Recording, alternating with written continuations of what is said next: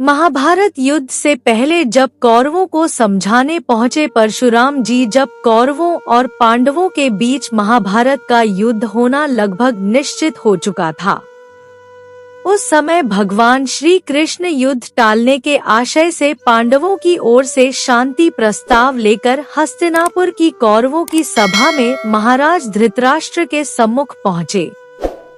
उन्होंने महाराज धृतराष्ट्र से कहा, है राजन, मैं पांडवों की ओर से शांति प्रस्ताव लेकर हस्तिनापुर आया हूँ।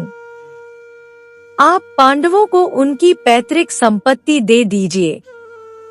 जब इस बात का विरोध दुर्योधन ने किया, तब भगवान श्री कृष्ण ने धृतराष्ट्र के सामने ऐसा प्रस्ताव रखा कि आप पांडवों को सिर्फ 5 गांव दे दीजिए। मैं आपको यह विश्वास दिलाता हूँ कि जो कुछ मैं स्वीकार कर लूंगा, उसे स्वीकार करने में पांडव संकोच नहीं करेंगे। श्री कृष्ण के इतने प्रयास के उपरांत भी जब दुर्योधन नहीं माना, तब कौरवों की उस सभा में भगवान परशुराम जी का आगमन हुआ।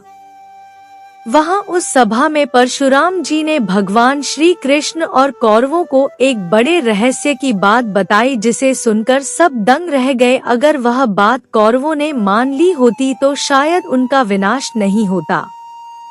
आखिर परशुराम जी ने ऐसा क्या रहस्य बताया था, अगर आप भी जानेंगे तो दंग रह जाएंगे। श्री कृष्ण के शांति प्रस्ताव के उपरांत परशुराम जी ने कौरव सभा में सबको संबोधित करते हुए कहा, तुम सब निसंकोच होकर मेरी यह उदाहरण युक्त बात सुनो, जो सबके लिए कल्याणकारी और उत्तम होगी। परशुराम जी ने आगे कहा, पूर्व काल की बात है, दंभोद्भव नाम से प्रसिद्ध एक सम्राट हुआ।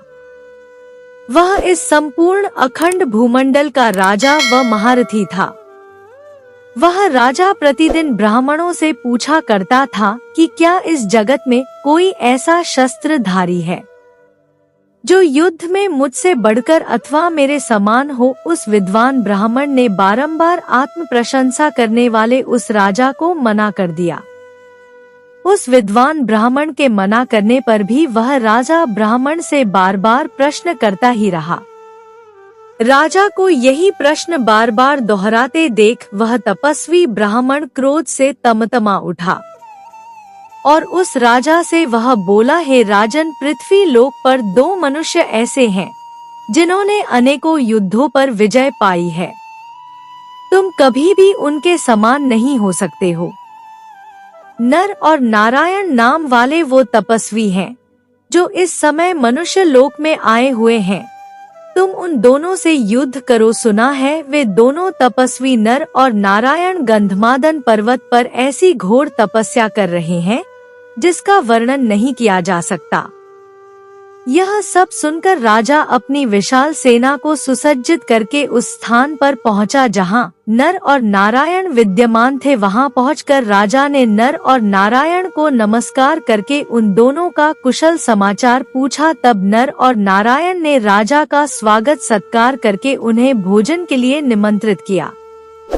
इस पर राजा ने कहा, मैंने अपने बाहुबल से सारी पृथ्वी को जीत लिया है तथा संपूर्ण शत्रुओं का संहार कर डाला है। अब आप दोनों से युद्ध करने की इच्छा लेकर मैं इस पर्वत पर आया हूँ। नर और नारायण ने कहा, हमारा यह आश्रम क्रोध और लोभ से रहित है। इस आश्रम में कभी युद्ध नहीं होता। इस पृथ्वी पर बहुत से क्षत्रिय है।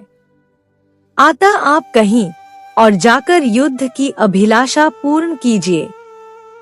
उन दोनों महात्माओं ने बार बार ऐसा कहकर राजा से क्षमा मांगी, लेकिन राजा युद्ध की इच्छा से उन दोनों तपस्वी को ललकार रहा था।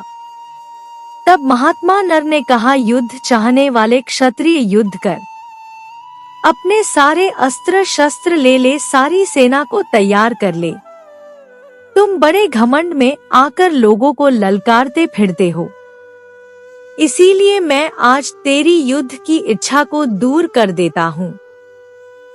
राजा ने तपस्वी नर को मार डालने की इच्छा से सब ओर से उन पर बाणों की वर्षा कर दी। फिर महर्षि नर ने उनके ऊपर भयंकर अस्त्र का प्रयोग किया जिसका निवारण करना असंभव था।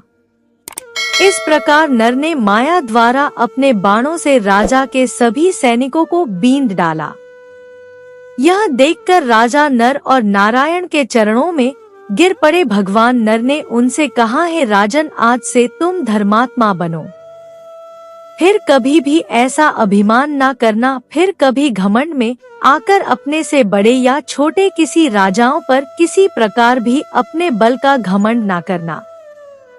ऐसा कहकर नर और नारायण ने उसे माफ कर दिया। उसके बाद राजा उन दोनों महात्माओं के चरणों में प्रणाम करके अपनी राजधानी में लौट आए और धर्म का आचरण करने लगे। इस प्रकार पूर्व काल में महात्मा नर ने महान कर्म किया। नर से भी अधिक अनेक गुणों के कारण भगवान नारायण श्रेष्ठ है।